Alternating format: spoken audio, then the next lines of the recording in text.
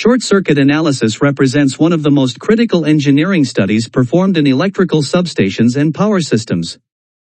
This analytical process involves calculating the maximum and minimum fault currents that can occur at various points in an electrical network.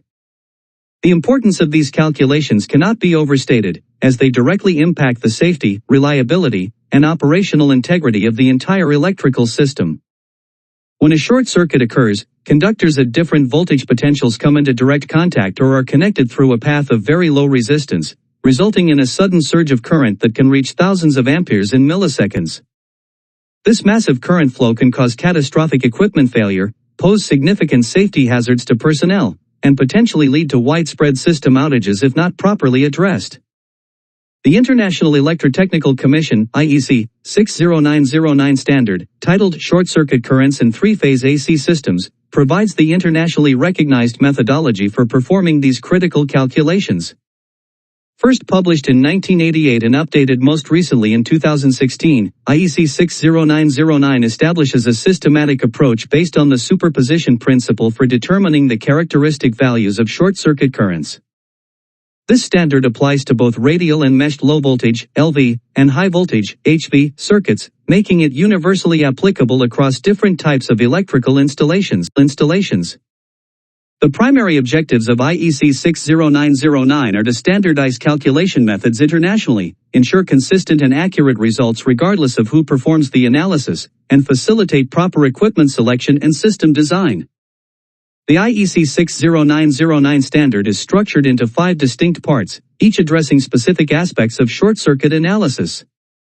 Part 0, the main document, outlines the calculation methods, defines terminology, and establishes the fundamental assumptions that underpin the calculations. Part 1 provides correction factors and parameters necessary for accurate calculations, while Part 2 contains detailed data on electrical equipment required for short-circuit current calculations. Part 3 addresses special fault conditions, specifically currents during 2 separate simultaneous line-to-earth short circuits and partial short-circuit currents flowing through earth. Finally, Part 4 offers practical examples and case studies demonstrating the application of the standard in real-world scenarios. This comprehensive structure ensures that engineers have all the necessary tools and guidance to perform accurate short-circuit analyses in diverse electrical environments. Short circuits in electrical systems can manifest in several distinct configurations, each with unique characteristics and implications for system design and protection. The three-phase short circuit, 3P, occurs when all 3 phases are shorted together, producing the highest fault current magnitude and representing the most destructive type of fault. Phase-to-phase short circuits, 2P, involve 2 phases shorted together and are commonly encountered in industrial settings with 3-phase systems. Phase-to-phase to earth short circuits, 2PE, occur when 2 phases are simultaneously shorted to earth, involving both phase fault current and ground fault current components. Finally, phase-to-earth short circuits, 1PE, where a single phase is shorted to earth, represent the most common type of fault in low-voltage systems, though they typically produce lower fault current magnitudes compared to other types. The IEC 60909 standard employs the superposition principle as its fundamental calculation method. This approach represents the network passively, with active elements such as generators and motors replaced by their impedances to earth. A negative voltage source is applied at the fault location, and the currents arising from this voltage source are calculated as the fault currents.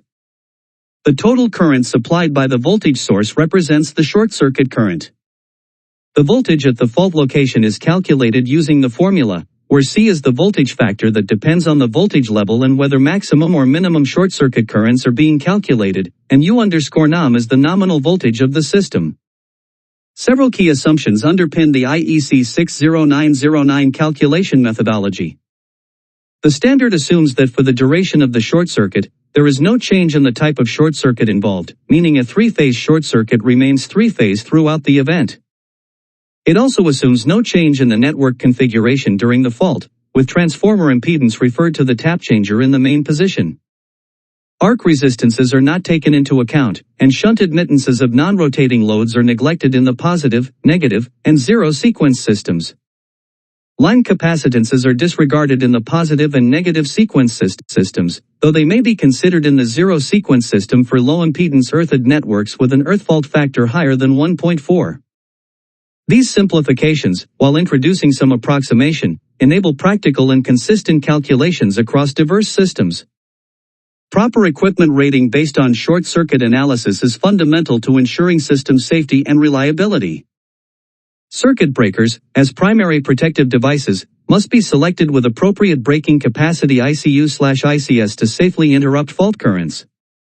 The breaking capacity represents the maximum fault current a breaker can interrupt, with ICU denoting the ultimate breaking capacity and ICS the service breaking capacity, typically 75 to 100% of ICU. These ratings must be greater than or equal to the calculated prospective short-circuit current PSCC at the point of installation. Additionally, circuit breakers must have adequate making capacity to close on a fault, which requires withstanding the peak short-circuit current IP calculated, where kappa is the peak factor dependent on the system's X/R ratio. Short time withstand current, ICW, is another critical parameter, representing the breaker's ability to carry fault current for a specified time, which is essential for selective coordination in protection schemes. Switchgear and busbars require careful consideration of withstand ratings, ICW, which specify the maximum fault current the equipment can withstand for a defined duration, typically 1 second, ICW1, or 3 seconds, ICW3. These ratings must exceed the calculated PSCC to ensure equipment integrity during fault conditions. Electrodynamic withstand capability is equally important, as short circuits generate powerful mechanical forces proportional to the square of the peak current IP superscript 2. These forces can cause significant mechanical stress on conductors, busbars, and support structures, potentially leading to deformation, bending, or even catastrophic failure if not properly accounted for in the design. Thermal withstand capability is another critical consideration, as the heat generated during a fault, proportional to I superscript 2T, where I is current and T is time, can cause insulation degradation, conductor melting, and component failure if equipment is not appropriately rated. The concept of series rating, also known as cascade protection, offers an approach where lower-rated downstream devices can be protected by higher-rated upstream breakers. This configuration requires careful consideration and must be supported by type testing and certification to ensure safety and compliance with IEC 61439 standards. When implementing series ratings, engineers must verify that the upstream breaker can adequately protect downstream devices under all fault conditions. This approach can offer cost advantages but requires thorough analysis and documentation to ensure system safety and regulatory compliance. Regardless of the rating approach, all equipment must be clearly labeled with its short-circuit current ratings, including the calculated fault level in kiloamperes, the date of assessment, and the responsible party, as required by standards like IS/NZS 61439. The thermal consequences of short circuits pose significant risks to electrical equipment and system integrity. When a short circuit occurs, the massive current flow generates heat according to the Joule heating principle, P equals I squared R, where P is power, I is current, and R is resistance. This heat generation can cause rapid temperature rise in conductors, potentially reaching thousands of degrees in mere milliseconds. The thermal stress on equipment is quantified using the I superscript 2T integral, which represents the energy released during the fault and depends on both the fault current magnitude and duration. This thermal energy can cause insulation melting or degradation, conductor melting or vaporization, component deformation or failure, and ignition of surrounding materials, potentially leading to electrical fires. The asymmetric component of the fault current, which includes the DC offset, significantly contributes to the thermal stress, particularly in the initial cycles of the fault. Mechanical consequences of short circuits are equally destructive, arising from the powerful electromagnetic forces generated during fault conditions. These forces follow the principle that F equals K times I superscript 2, where F is force, I is current, and K is a constant dependent on conductor geometry and configuration. Parallel conductors carrying current in the same direction experience attractive forces, while those carrying current in opposite directions experience repulsive forces.